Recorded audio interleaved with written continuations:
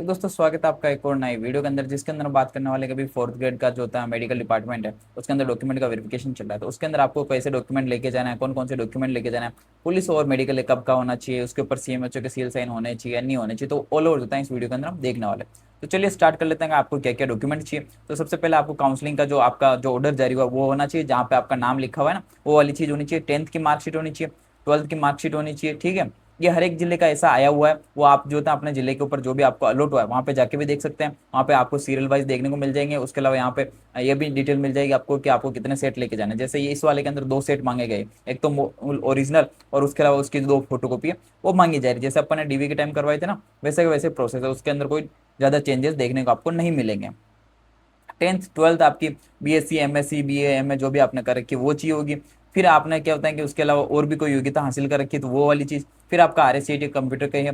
फिर आपका जाति और मूल निवास जो होते हैं ये दोनों आपको नवीनतम बना के रखना है। जिसके जाति जो होता है अवेलेबल है, जैसे एमबीसी ईडब्ल्यूएस ओबीसी, तो उन लोगों को जाति का चाहिए। एससी एसटी तो उनको भी चाहिए। फिर अंतिम शैक्षणिक संस्था का चरित्र प्रमाण पत्र, उसकी फोटोकॉपी जो होती है यहाँ पे चल जाएगी, क्योंकि ओरिजिनल वाला जो है अपन ने डीवी के टाइम जमा करवा दिया था। कुछ लोगों का जो था ओरिजिनल जमा नहीं हुआ था, तो वो क्या होता है कि यहाँ पे फोटोकॉपी लगा सकते हैं, ओरिजिनल भी लगा सकते हैं। क्योंकि ये बार बार जो होता है वहाँ पे जाना उनको जारी करवाना वो दिक्कत वाली बात होती है थोड़ी। तो आप क्या होता है कि यहाँ पे फोटोकॉपी लगा सकते हैं, कोई दिक्कत नहीं आएगी। उसके अलावा 2 राजपत्रित अधिकारी यानी 6 माह से पूर्व वाले जो होता है सीसी, ज़्यादा पुराना नहीं हो और वो सीसी चाहिए होता है आपको। फिर आपका जो होता है ये पुलिस वेरिफिकेशन जो होता है वो होना चाहिए।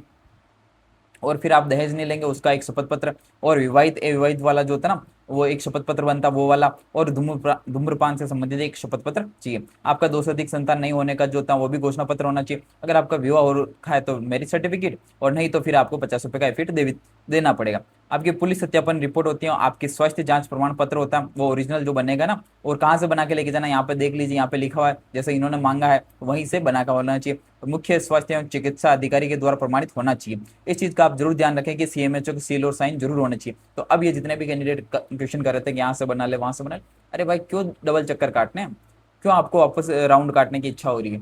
अगर आपके वहाँ पे नहीं है तो थोड़े एक दिन के लिए बाहर चले जाओ, बाहर में जहाँ पे जिले के अंदर जो होता है सीएमएचओ बैठता है, जहाँ पे जिले के अंदर बड़ा हॉस्पिटल है वहां से बनवा लो ना। कम से कम 2 चक्कर तो नहीं होंगे, डबल बार पैसा खर्च नहीं होगा, डबल बार खून नहीं निकालेंगे, डबल बार हर एक टेस्ट हो जाएगा। उससे अच्छा एक ही बार में अच्छा वाला काम कर लो ना। तो आज मैं भी गया था तो वहाँ पे क्या होता है सीएमएचओ का सील और साइन मांगे गए थे। वहाँ पे तो सीएचओ ऑफिस के अंदर ही गए हुए थे हम, तो वहाँ पे कुछ देर में सीएमएचओ आ गए थे और सील और साइन उन्होंने लगा दी। तो वो मांगे जा रहे हैं। अब सभी जगहों का समान नहीं होता, सभी लोग जो होते हैं वो समान नहीं होते हैं। तो कुछ कुछ जगह नहीं भी मांगा जा रहा है और कुछ जगह मांगा जा रहा है। जैसे आपके वहाँ मांगा जाता है तो आप करवा लेना। इस चीज का आपको ध्यान रखना है कि आपके वहाँ मांगा जा रहा है नहीं मांगा जा रहा, क्योंकि वो लोगों के ऊपर डिपेंड होता है। जैसे कि मेरे से क्या होता है कि 3 सेट मांग लिए गए थे। अब जरूरी नहीं है कि एजुकेशन के अंदर सभी लोगों से 3 सेट मांगे गए, लेकिन वो लोगों के ऊपर डिपेंड होता है, वैसे चल रहा है।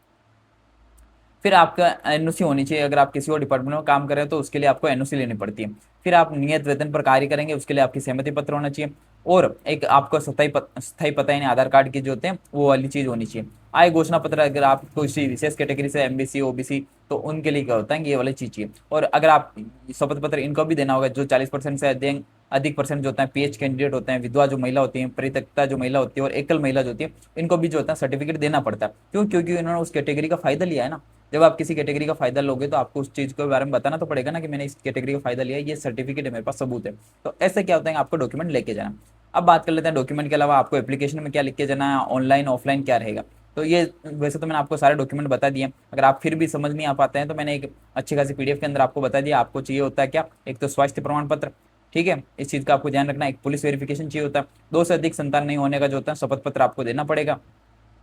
फिर ये क्या होता है दस्तावेजों की सत्यता का शपथ पत्र कहीं पे मांगा जा रहा है कहीं पे नहीं मांगा जा रहा। संविधान के प्रति निष्ठा वाला शपथ पत्र आपको चाहिए। और 2 राजपत्रित अधिकारियों के द्वारा चरित्र प्रमाण पत्र होता है वो चाहिए होता है। फिर आपका जो आरक्षण जिसका कैटेगरी का आपने फायदा लिया उसका वाला जो होता है प्रमाण पत्र आपको चाहिए होता है।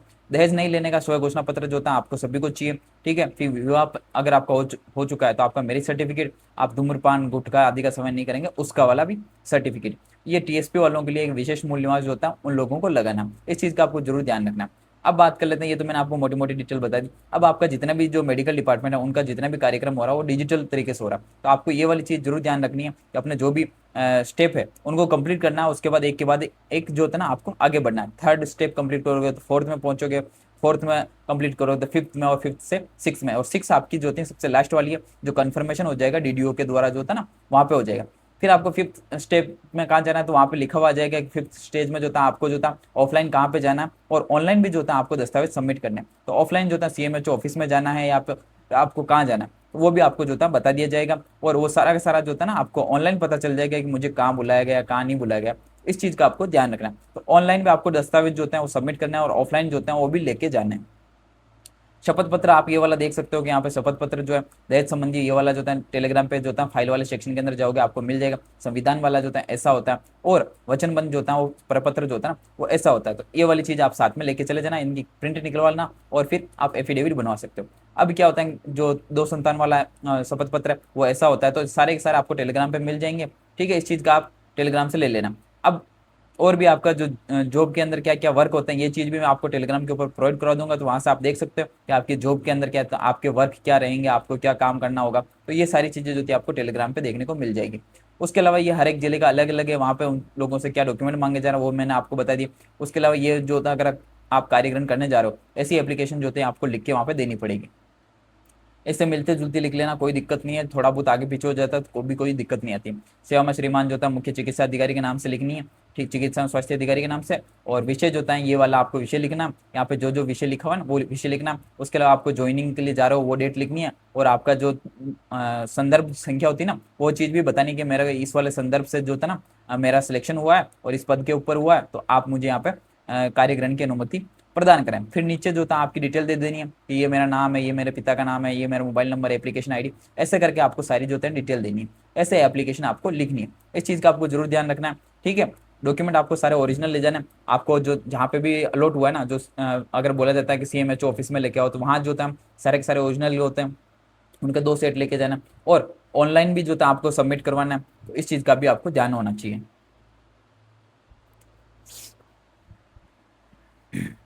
ठीक है, ऑनलाइन और ऑफलाइन आपके 2 तरीके से होगा। ऑफलाइन जो था आपको जिस ऑफिस में बुलाया जाता है वहां जाके उनको बताना है। ऑफलाइन तो ये हो जाएगा। ऑनलाइन जो था आपको खुद को जो होता है उनका फोटो लेके सबमिट करना है। फिर आपको लास्ट में जो था मैंने आपको अभी स्टेप बताया था, वो स्टेप जैसे कंप्लीट हो जाएगा फिर आपके मैसेज भी आ जाएगा कि आपके जो था कंप्लीट हो चुका है, ये आपके लॉगिन आईडी पासवर्ड भी आ जाएंगे।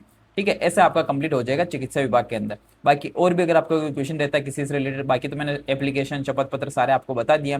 और वर्क वाला जो है मैं अलग से आपको, ये वाला वर्क जो है आपके बताए जा रहे हैं अभी, ये पीडीएफ काफ़ी ज़्यादा वायरल हो रही है, तो इसकी पीडीएफ की भी मैं ओरिजिनल और जो भी डिटेल है वो आपके सामने बहुत जल्द लेके आ जाऊंगा। और उसके वर्क भी मैं बता दूंगा कि आपके वर्क क्या रहने वाले। तो आप वैसे तो ये टेलीग्राम के ऊपर प्रोवाइड करवा रखिए, लेकिन मैं डिटेल्स आपको वीडियो के अंदर बता दूंगा, तो आप वर्क भी वहाँ से देख सकते हो।